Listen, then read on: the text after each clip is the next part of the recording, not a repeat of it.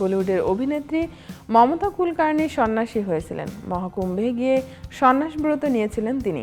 পেয়েছিলেন মহামণ্ডলেশ্বর উপাধি, যদিও সেই উপাধির মেয়াদ ছিল মাত্র 7 দিন।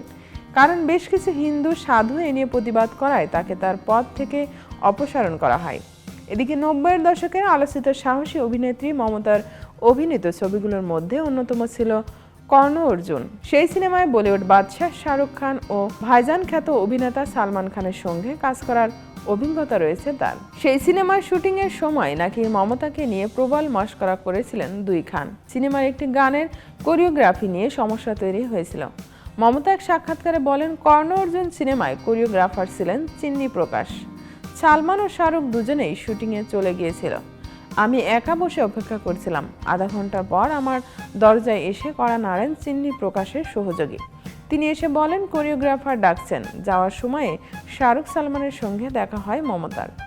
অভিনেত্রী বলেন, আমি সিঁড়ি দিয়ে নেমে যাচ্ছিলাম, এমন সময় সালমান ও শাহরুখ আমার পাশ দিয়ে চলে গেল আর আমাকে নিয়ে হাসাহাসি করছিল। তিনি বলেন, এ নিয়ে আমি কিছু বলিনি।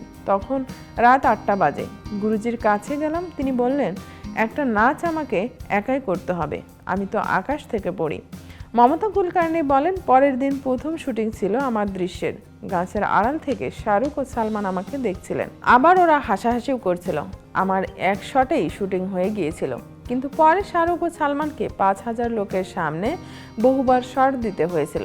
পরিচালক রেগে গিয়ে সেই দিন শুটিং বন্ধ করে দিয়েছিলেন। তিনি বলেন, আমরা সবাই তারপর ছুটে যাই যে যার ঘরের দিকে।